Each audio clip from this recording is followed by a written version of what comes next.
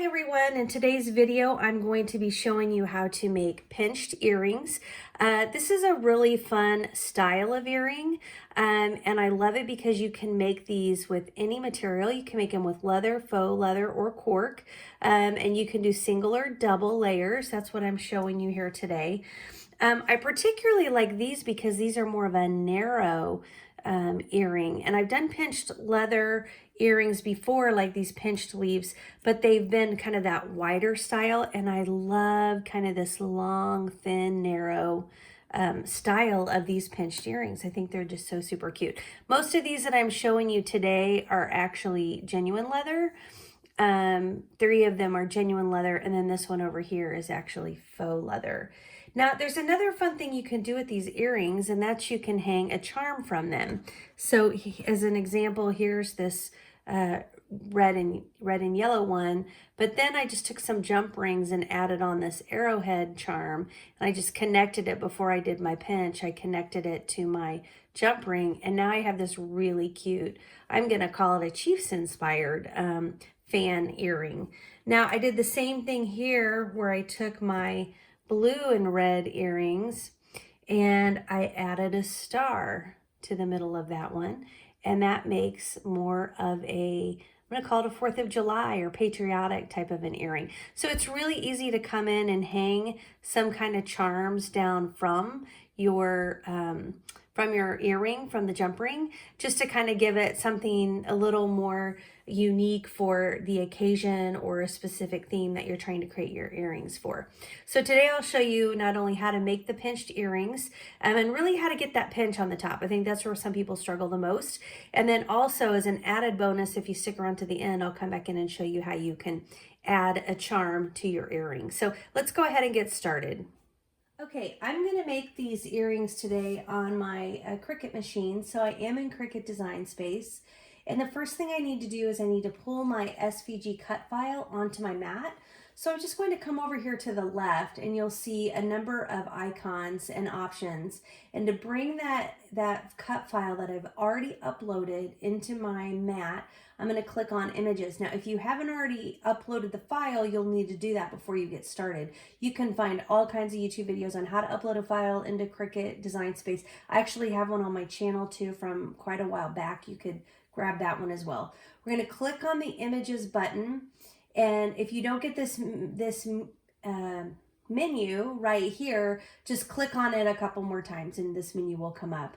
And then I come down here when you open it the first time for the day, this will be closed.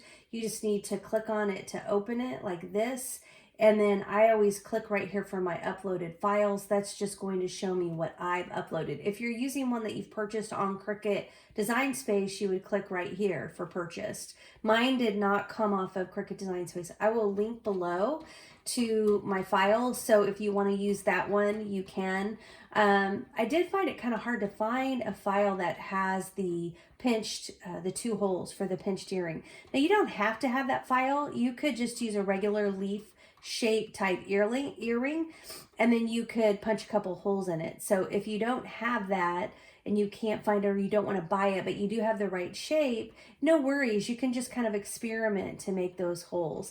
I just make a lot of these pinched earrings, and so I like to use this template. And I'll show you how I use the template because I don't pre-cut my holes.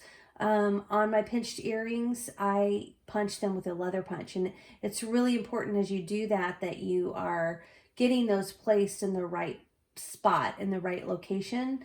And so I use a template to do that. That's what I've always done. I actually do that on a lot of my earrings. You may have seen that on my videos before, that I use templates to place those holes if it's just not really intuitive or things need to line up exactly in the right place. Okay, I'm so sorry. Here it is. This is it. So I'm going to click on that file and I'm going to get it loaded onto my mat. Now, when you're looking at these earrings, there's a few different shapes you can pick from. I just want to point out the differences. So we're going to look across the top. This one is the one I'm doing today, and it's rounded on the top and it's pointed on the bottom. This one next to it is very similar. The bottom is going to look the same. It's just the top has more of a point. than a round. It's not that different. And then over here, this is kind of a reverse pinch. So you're pinching the top, but the wide part of your leaf is on the bottom. Typically, I do this style or this style of earring when I do pinched earrings. So the first thing that we need to do is we need to get the things off of the mat that we're not going to use. A lot of times when you get these files, it brings in pairs with holes, pairs without holes. In this case, they only brought in pairs with holes. I've loaded this so long ago, maybe this file had them without holes and I'm just not recalling that. But regardless, I'm going to show you how we can get rid of the holes because some of you might have a file that has the holes in it. So to mess with this file, we first need to ungroup it. So while it's selected, I'm going to come up here to ungroup. And that's simply going to let me deal with each of these images separately. And I don't want any of these images on the right. So I'm going to hold my left click on my mouse down. I'm holding it down and it's still held down while I'm moving this. And I dragged it down and you can see that blue line actually goes below my screen. I can't even see the bottom of it. But what that means is it's selected those items as well.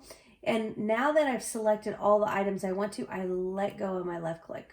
And when I let go of my left click now, all of these are highlighted. And now I can work with everything in this box as one unit. And what I want to do with this one unit is I want to delete it. So I can come up here to this X in the upper left-hand corner and I can just make those go away. And then what I have are these three different pinched earrings, because you can see they're giving you a template so you could do three. You could actually do 3 earrings. I'm not going to do 3 earrings today. I'm only going to do 2. So I actually want to get rid of this bottom one. So I'm going to click on it and then I'm going to click on the X. Now this is what you're going to be doing when you're working with your earring files. If you're buying different SVG files, they're going to often come up with more than you ever need. So the first step is just to get rid of what you don't need.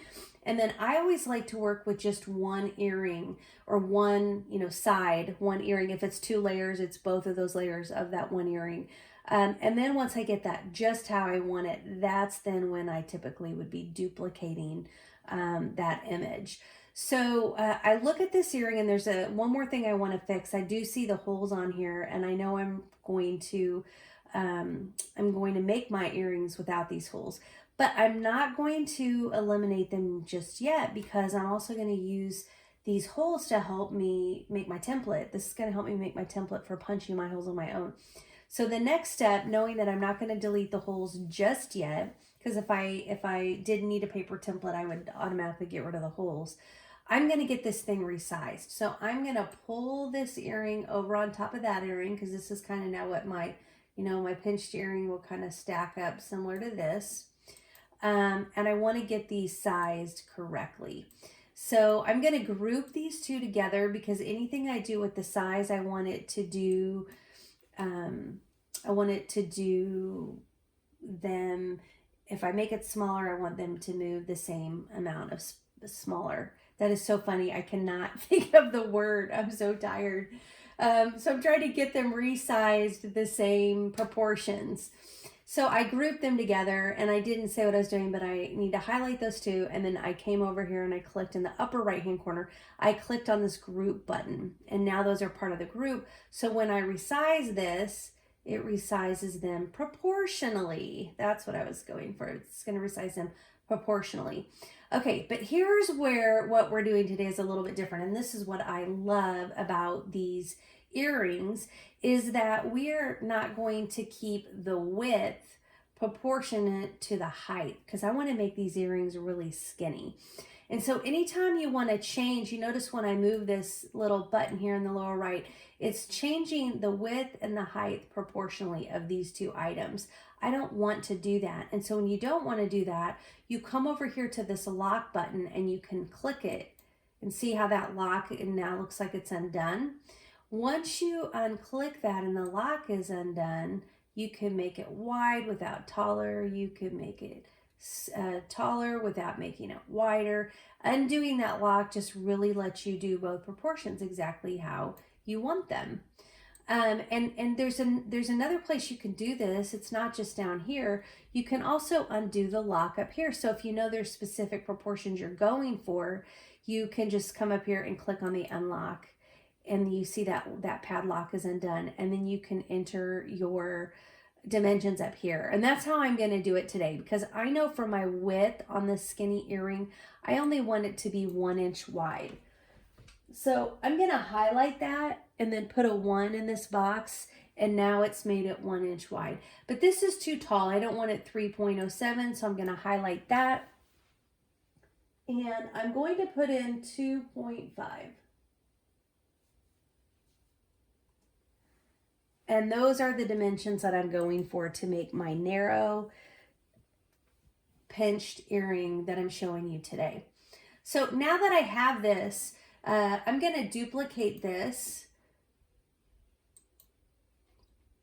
And this is the one I'm going to say I'm making my earrings for. This over here, I actually am going to still cut this, but I'm just going to cut it on paper. It's going to be my template. You'll see I'm going to make more than one of these today because I like to use my leather. I'm going to use a full, I've got a 5x5 square of leather. I'm going to use that whole thing. And so I'm going to just change the color of this one to both pink because I want them both to print out on the same, cut out on the same piece of paper. So I'm going to come up here while it's selected and there's a box around it. I'm going to ungroup it. And then I'm going to quick change this, both of these to just a random. I'm going to change it to a color I know I'm not making just so I don't get confused. The pink goes on my paper. It has my holes in it, and that's going to be my template. So I'm just going to put a little piece of scrap paper on there later. Now these are my actual earrings up here, and I need to get the holes out of these earrings. And again, this is a personal preference. You can have the machine cut your holes. If I'm using a Cricut faux leather, I would totally trust the machine to cut these tiny little holes. But when I'm using different kinds of textured, leather, or even like this is it's a much thicker leather. These are both genuine leathers. Cutting a hole this small can be hard on the machine, and it just sometimes creates problems for me. So I just, my normal route is just to get the holes out of there and punch them myself. I will link up, I've got some great punches. I'll show you later in the video and I'll link those up. I've got two different ones. Today you'll actually, a lot of times you see me use my big one. Today I'm going to be using my small one. A lot of cases on this small earring, and then sometimes I'll go to the bigger punch on my bigger earring. Kind of depends on what material I'm doing. So let's get these holes out of here. To do that, I just need to click on the earring, and once it's highlighted, I come to the very, very lower right-hand corner. There's this contour button. It's all the way down here in the bottom right-hand corner, and I click on the contour button, and when that comes up, it gives me both of these holes, and I click on them so that they're both shaded. I don't come down here and click anything on the bottom. I just click on those two, and then I X out. And you'll see when we come back that those holes are gone. Then I come over to this one, same thing, bottom right-hand corner, click on contour, and then click on these two holes, and then X out of this, and those are gone, and now this earring is all ready to go. Now, if I weren't working with a genuine leather, maybe I was working with a faux leather and I wanted to do the back, like I wanted the back piece to be pretty, because like on the back of my genuine leather, it's just really this nice, pretty soft leather. But you all know as you're working with faux leathers, a lot of times it might be, I don't even mind the fleece if it's a black fleece. And it's a black earring, I don't mind that. But if it's like that tan color fleece and it just doesn't match at all, a lot of times people will go back to back. And if that's the case, if you are doing faux leather right here, you'd want to go ahead and duplicate this back, right? Because these two are going to go back to back. And then this is your front piece. And then now this would be your one earring. And you would come in and you could duplicate that to make your second earring, right? Now, because mine is genuine leather today, I don't need to have a second back because I'm not doing a back-to-back earring. So all I need for these earrings, this is pretty much one set of earrings for me.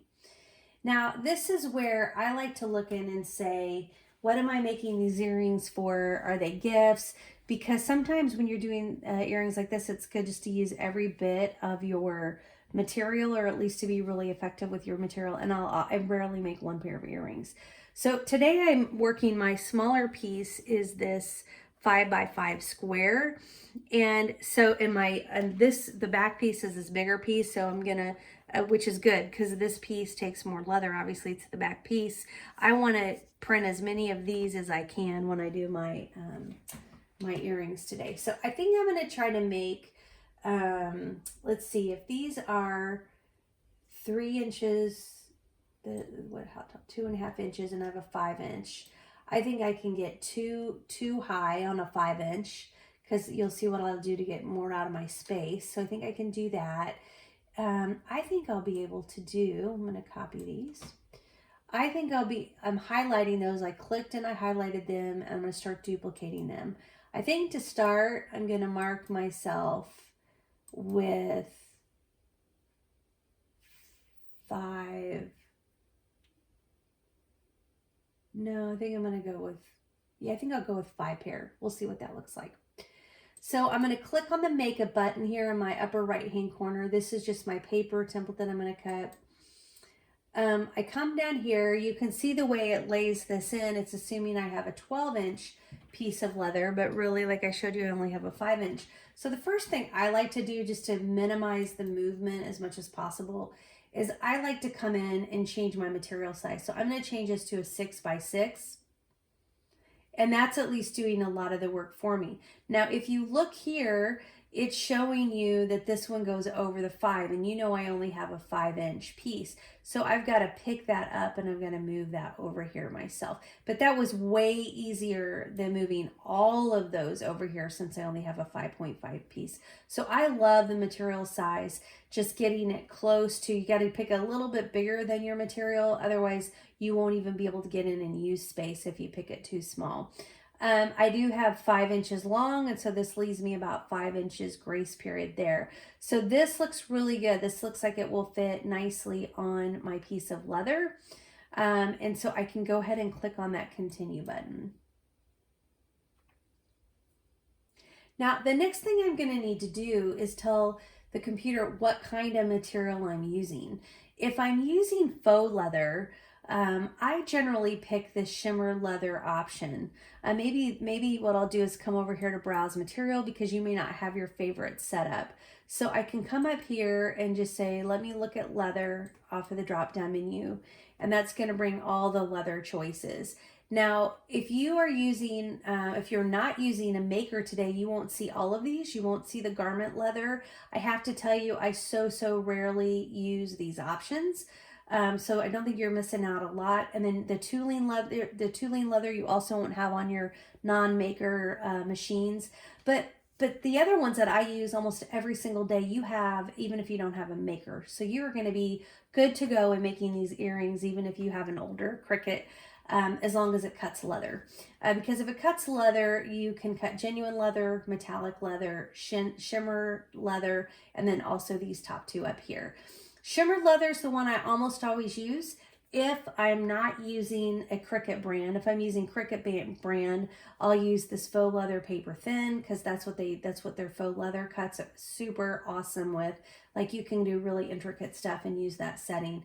Almost everything else I pick this. Today I'm using genuine leather. So then I have to decide, obviously if it's Cricut, you know exactly which one to use. The metallic leather is a little thicker. It's more like the 1.2 thickness, and then the genuine leather I think is more like the, the 1 mm thickness. At least that's been my experience and how I think through it. So I kind of try to judge the thickness of the leather, and if it's thicker, I go with the metallic. What I'm using today really isn't that thick, so I'm just going to go with my regular genuine leather setting, and then I'm going to click done. And then the pressure on the maker, I can come in and say more, less, or default. I'm just going with the default. It's not a leather that I, have had problems with, so I don't feel like I need to do anything special. Now, it is giving me these notices that we need to make sure the star wheels are moved all the way over.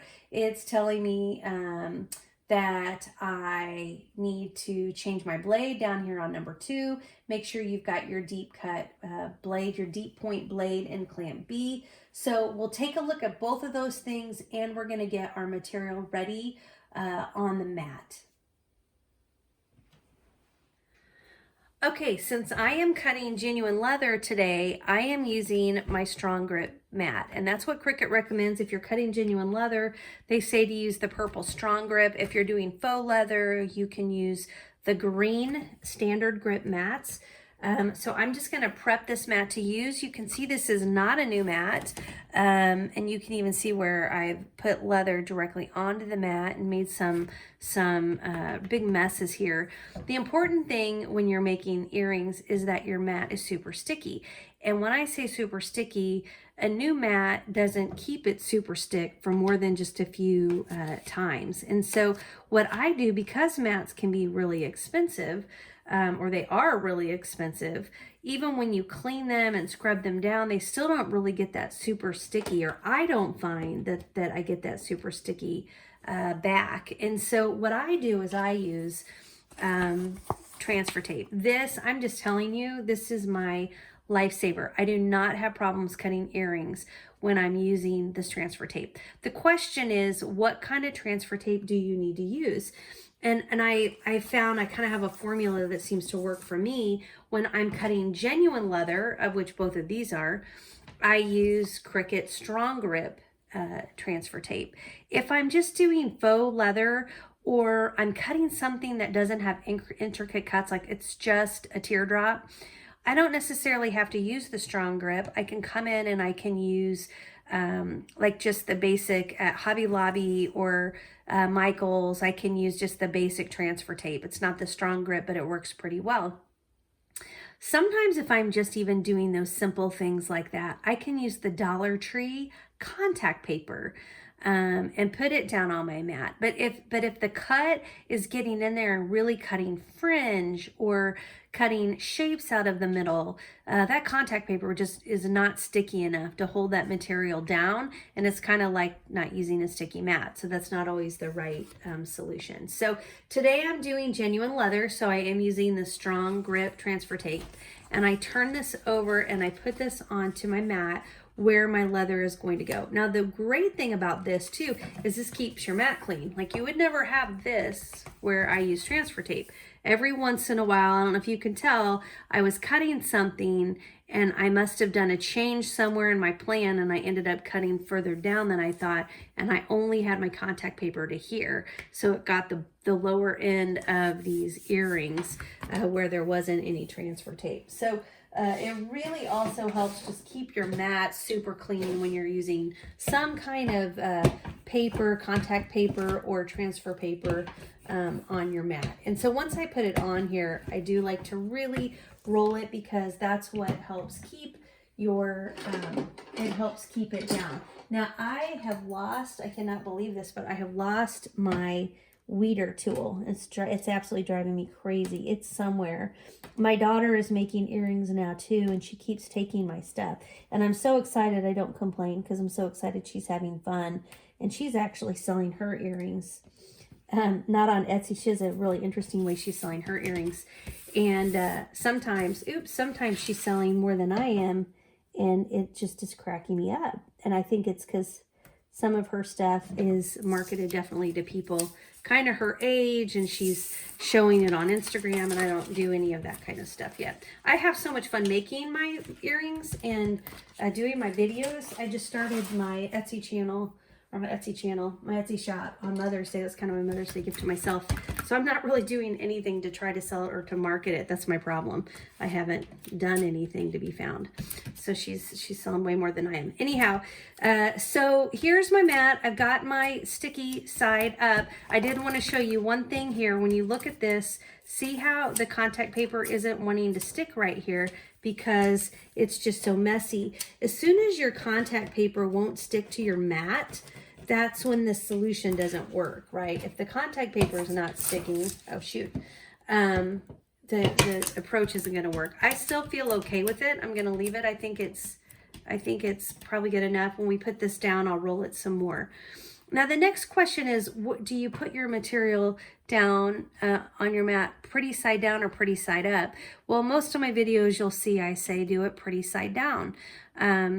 It cuts better, you know, if you have a really fuzzy back and that back is on the mat and you're cutting, it's going to be really hard for that mat to hold all that fuzz. And so what you're going to find is it's going to lift more, even with Strong Grip. Better with Strong Grip, but with definitely, like when I've used the regular transfer tape, it will not hold. And I say that because I know because sometimes I do need it to face up, and I do that when I'm worried the transfer tape will really damage my leather. This is going to be an example of that. I do not want this down on the strong grip mat to where I have to pull it off because I think it will damage my leather. So, and I don't have all this really thick fuzzy stuff on the back, so I don't need to worry about that. So I'm just going to go ahead and I'm going to put it on my mat like this. When you're putting your leather on your mat, really think through how it's directional. Like in this case, you can see this is very textured.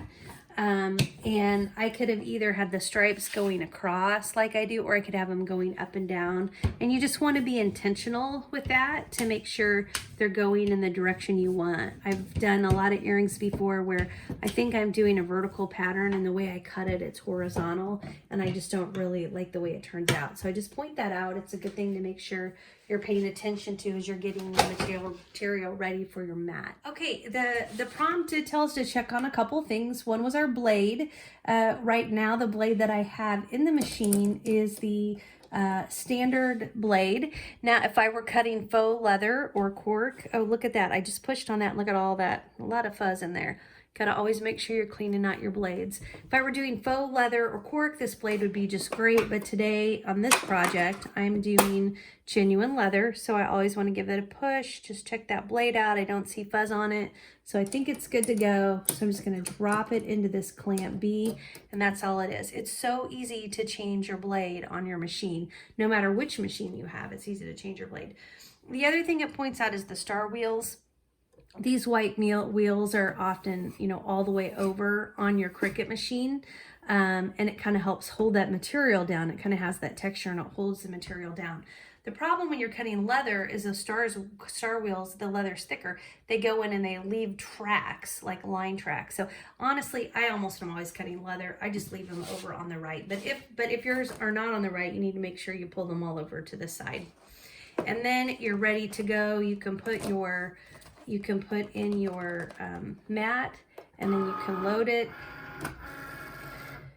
and then you can get to cutting it. Now, when I'm doing any kind of textured faux leather, or not faux leather, I mean, it could be faux leather, anything with a texture, I always stay right here because no matter what, that material could lift. I mean, it can just lift anytime. And you just don't want to have any problems with your Cricut machine. So I don't like to leave it unattended. If I'm just doing some teardrops and I'm on some Cricut material and I'm on a new mat and I feel really good about that, I might walk away. But almost always I'm going to stay here and kind of babysit my cut, and then I can be doing other parts of my project while I do that. For those of you that are here today for the first time, thanks for stopping by. Those of you back, welcome back. I appreciate everything you all have done to support my channel. This is a DIY channel. I do all kinds of projects with my daughter, with my family, whether it's for holidays or party planning. But my big hobby is, like I said, making these earrings. And I do make a lot of them. And so I decided I would start doing videos, just kind of helping other people. I had so many people asking me how I made them. I thought I'd start to do some videos on how to make the earrings. So always learning new things. In fact, I'm going to do another video. I've been doing a kind of a different approach to doing back-to-back earrings. If you've been watching my videos, there's something I've already been doing, but now I've taken it to a new level. So I'm super excited, and I'm going to do that video pretty soon. Okay, so before you eject, what you want to do is push your eject button. Don't do it before you eject. Make sure you have a clean cut, because if you don't, you can cut again on the exact same lines. So I always like to make sure. Looks like it's pretty good. If right in here I was seeing that the cuts weren't going through, what I could do is push on this C button right here, and I could send it through for another pass, and it would all be lined up in the exact same place because I didn't eject it, and so it's all lined up. Now you've got to do it before you eject, because once you eject, you will never get your cut lined up in the exact same place. So push it there if you want to go again. If you're done and you're ready to eject, you just push that arrow button.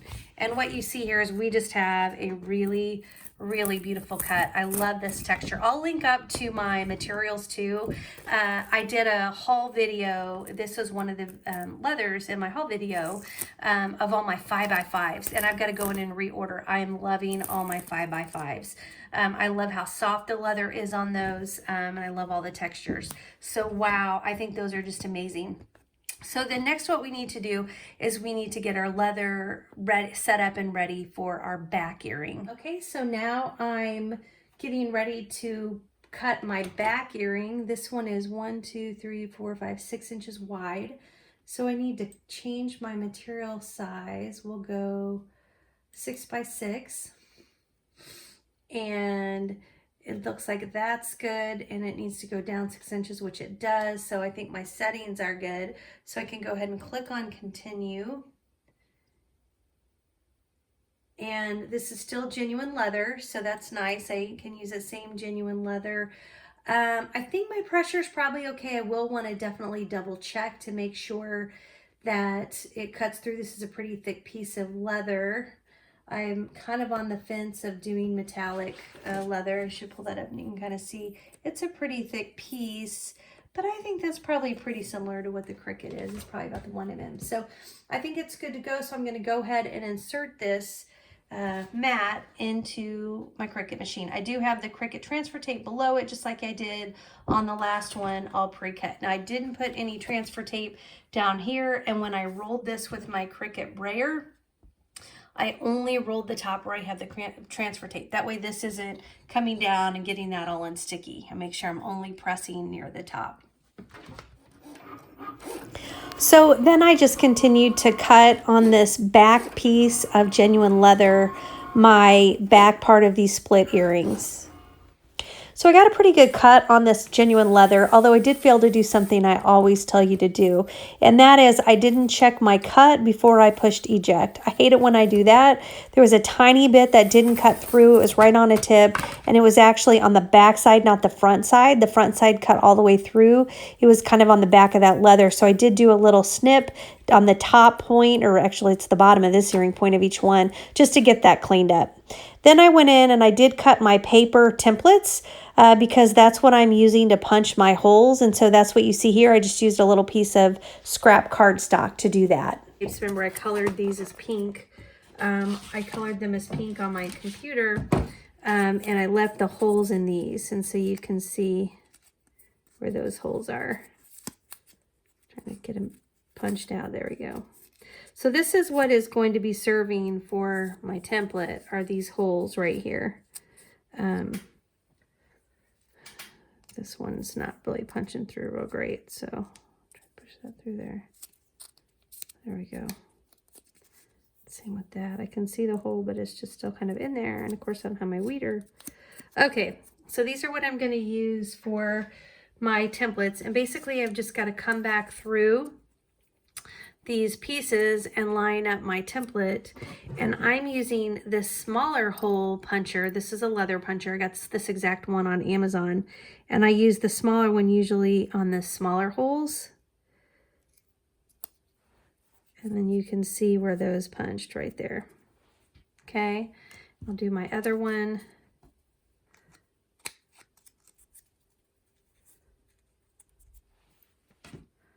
Make sure the bottoms line up. The reason I like doing it this way is you can just make sure that the earrings are consistent. When you're putting them together, they're going to be pinched at about the same place because you have your holes at about the same place. So then I'm going to move over to this one. I think this is a good example. This is a pretty thick leather. We can try this punch and I can just show you. This is typically when I'll move up to my bigger punch.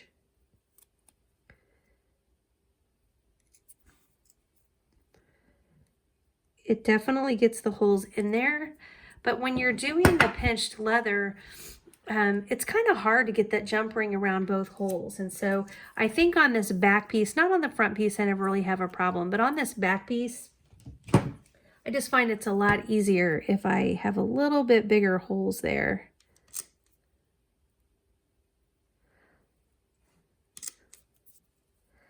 So see, when I use that, they're just a little bit bigger. That's just going to make it easier when we're trying to maneuver with the jump rings to get those on there.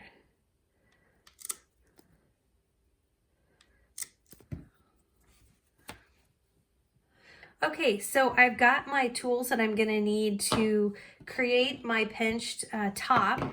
And basically that's just two of these pliers, or you could use pliers and a jump ring tool. And in addition, I grabbed two jump rings.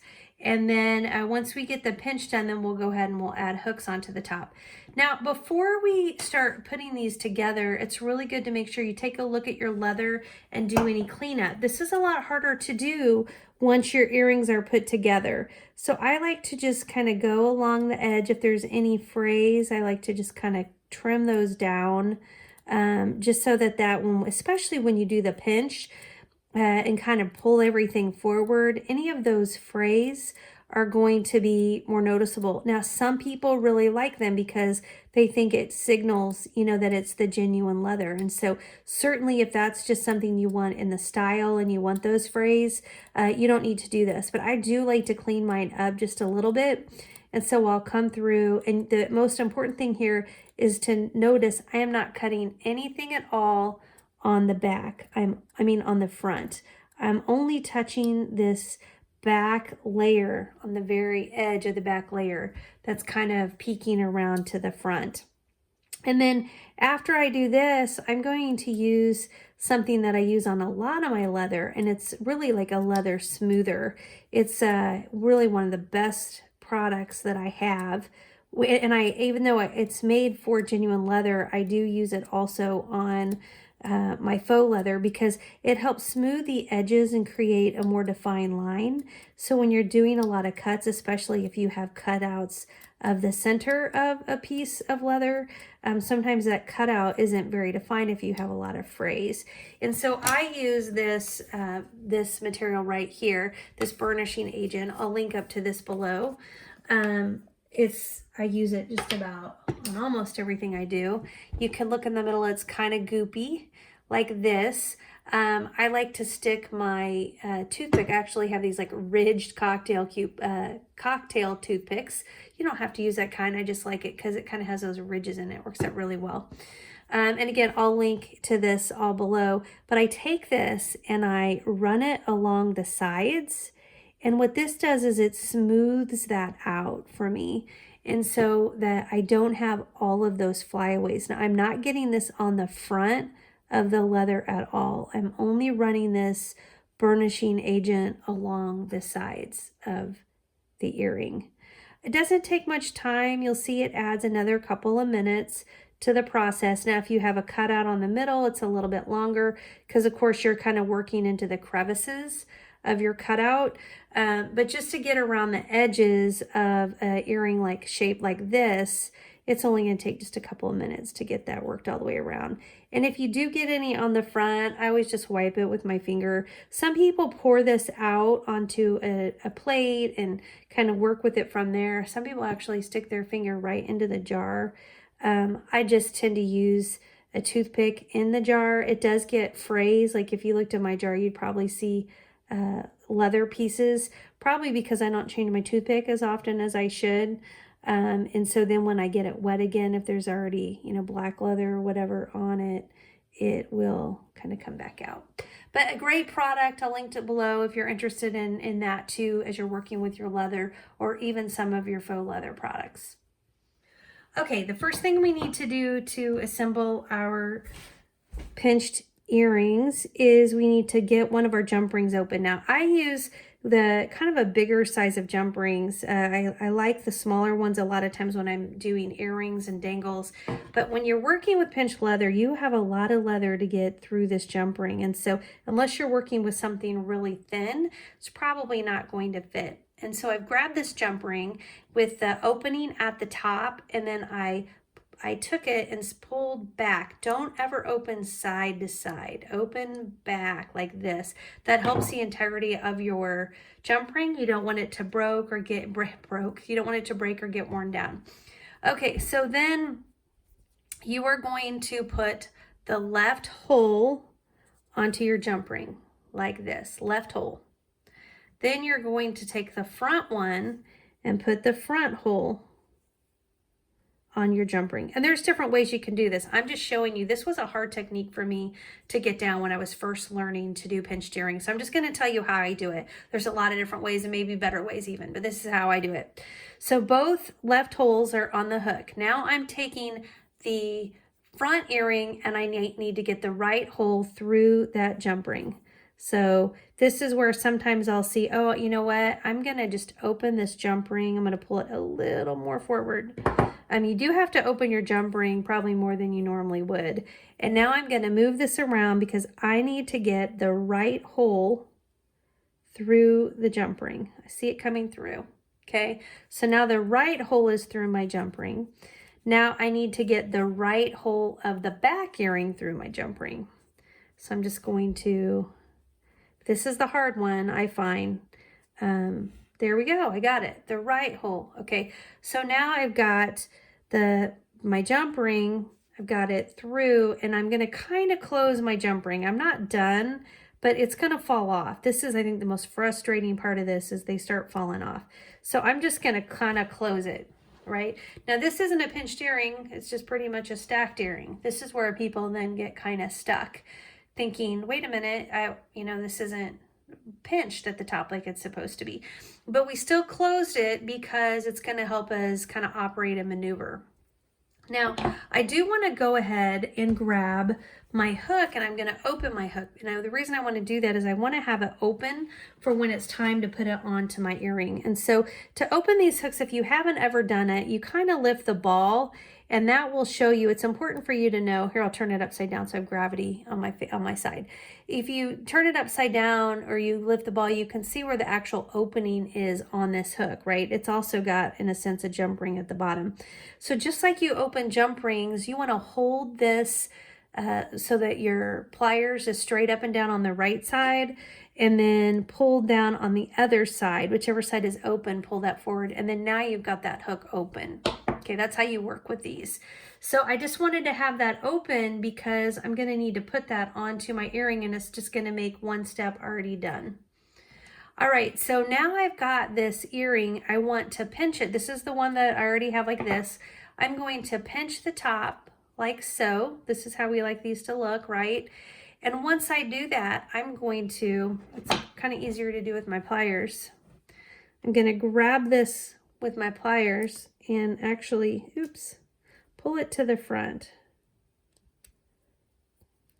Now, depending on how thick your leather is, that will kind of determine how hard this is to do. Now, if you look at mine, see how my opening is right on the front? I really don't like that. I'd rather pull it more to the side, although I will say sometimes if you're really thick, you may not even have a choice about that.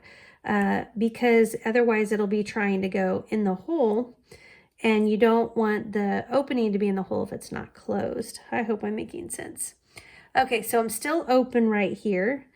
And I think what I'm going to do, I'm trying to turn it. It becomes kind of misshapen, which is also part of the challenge. Trying to pull this opening so it's more on the side. I'm just trying to tell you what I'm doing. Kind of pulling it through the hole a little, so it's more on the side. Didn't really do a great job. Now they do make oval jump rings. I've used those a lot. I'll link those below. I find oval jump rings to be way better. I don't have any right now. I do have some on order, but I like them. I think they work really well for pinched earrings. Ow, shoot. They work really well for pinched earrings.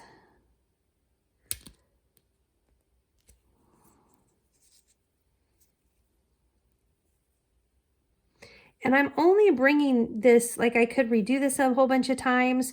I will tell you when you're making pinched earrings, like this is the part, is getting the pinch. I'll say I usually don't think it's this hard. Somehow it's giving me a real hard time today. But now you can see I've got that pinch on the top. I think it actually looks really good. I did get this earring already, so I just need to get this earring. I opened it up, so I just need to put it on, so the earring faces the back. But now I need to close it. And so to close it, you just like any other jump ring, you've got to turn it back, turn that hook back so it's closed up, right? And then there's your cute cute earring. I do want to show you the top. I think the top is fine. The connection's kind of right over in here. You don't really notice. I mean, you don't really notice unless it's like right in the middle where that connection point goes. If you want to be real particular about how these lay, you could kind of glue them. You'll notice depending on how you pinch, they may tend to like go to one side or the other.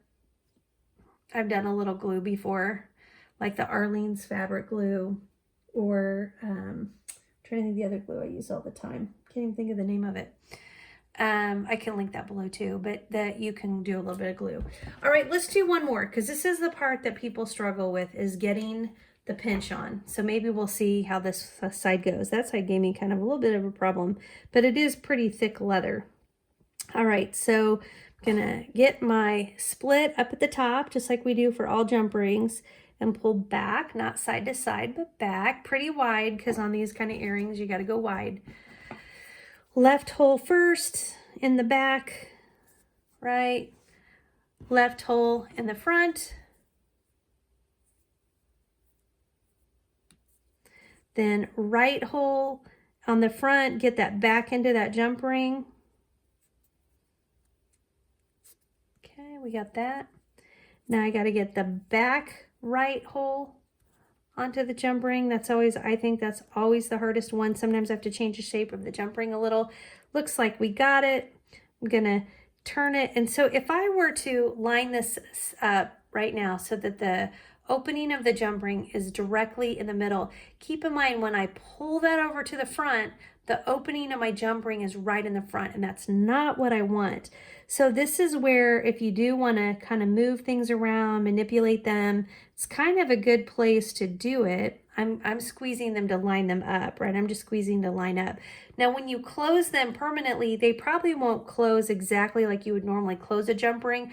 I like to, instead of closing like this, I actually like to do this a little, because then you have more of a pinch and it's tighter. If you just do this, it's the circle is probably a little bit bigger than you want. So a little like this, and it gets a little bit tighter. Again, this is just how I do it. Doesn't mean it's right. Okay, then you come in and now you've got these two layered. Now you're going to give it its pinch, right? Pinch right there. And then we got to get the hoop over the top.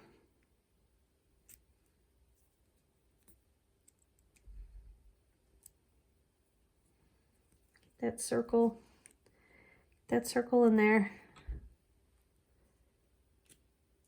And squeeze. And the squeezing is where you're making sure the pinch is going to stay. Kind of maneuvering. Again, it's not like you're working with a lot of thick fabrics. Every one is a little different than the other, you know, depending on what all you have in there. But you got to get the pinch. The pinch is what gives it that look, so that this ring has to come down over the top like that. See where that's like such a good spot. So I just got to now get this thing closed. So it's closed, which is great. See, the front's looking good. I'm just trying to get the side all situated, because you don't want these poking out. So once you get the pinch on, it's really about just getting your jump ring closed. See, now I've got it closed. It's kind of poking within the leather. It's not poking out. You don't want it poking your ear. That's poking in the leather, so that's feeling really good. Then I'm going to come in here and kind of get that straightened out. And there's that. Now I got to get the earring hook on this. Sometimes I'll find if I don't get the earring hook on before I totally get this thing pushed down, sometimes there's not a lot of space and it becomes hard to get the hook on. So it is good if you're having a hard time because you have some thickness, you might try getting this hook on before you like push it down. But see, this came in here just fine.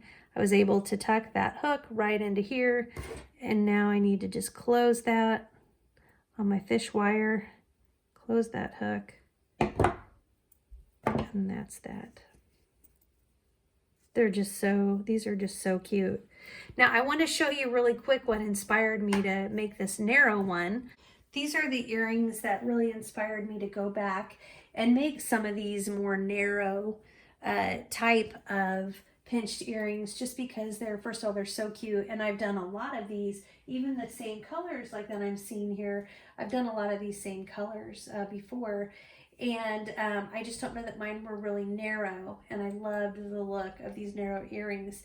And these are about $28. And so those of you who make earrings know how you can compare the cost of your leather to that. And you certainly can't dismiss the cost of your time, because these do take even a little bit more time in handwork.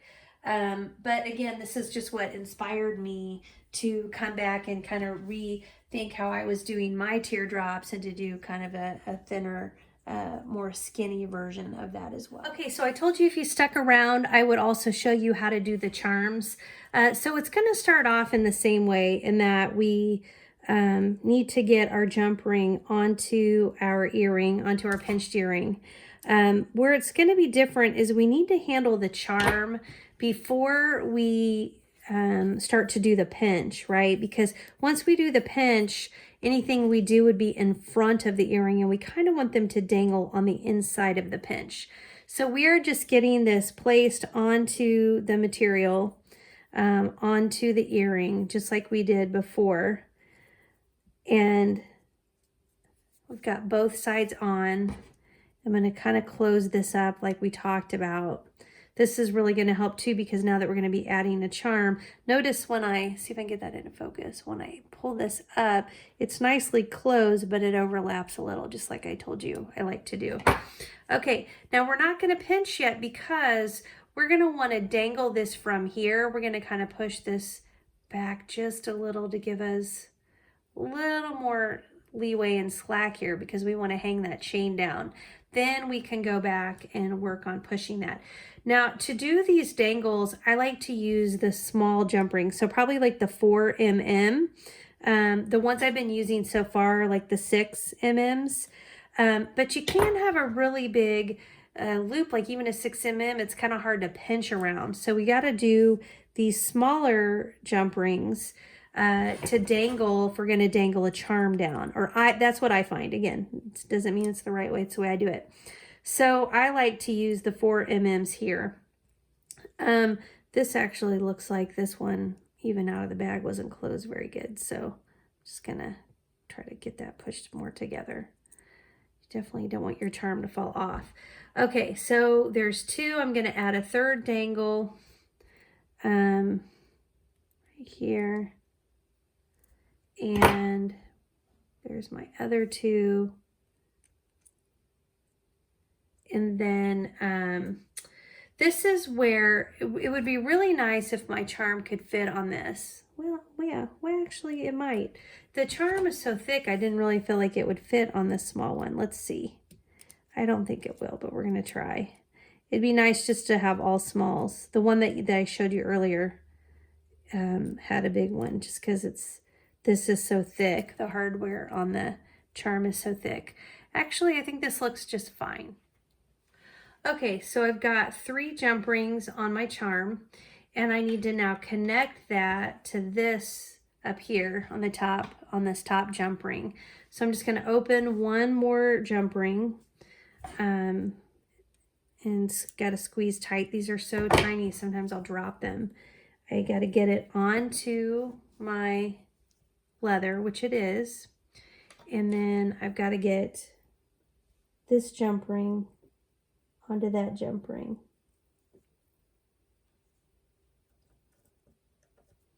And then once I do that, I got to close it.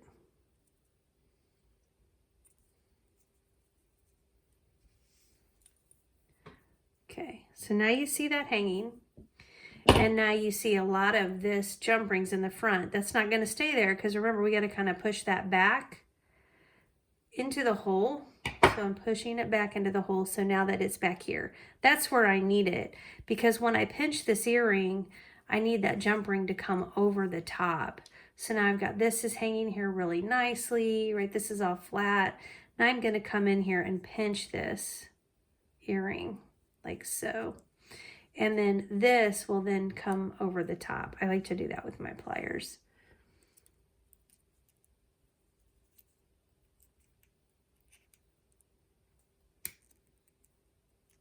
And sometimes you may have your jump ring up here closed because we had to, and sometimes you might have to open it up a little. to be able to get it to fit. I don't think that's the case here. I think I'm going to be able to, I'm holding it with my pliers now. I'm kind of pulling that down where the pinch is going to be. Okay, now I've got it pretty much where I want it. Now I'm looking at where the opening is and making sure I'm happy with wherever the opening is. And I'm going to squeeze it a little. And I do not want those ends to stick up. I want them to be poking down into the leather. So that's what I'm doing right now, is I'm kind of trying to shape that jump ring to go downward. I might even squeeze to kind of line them up next to each other.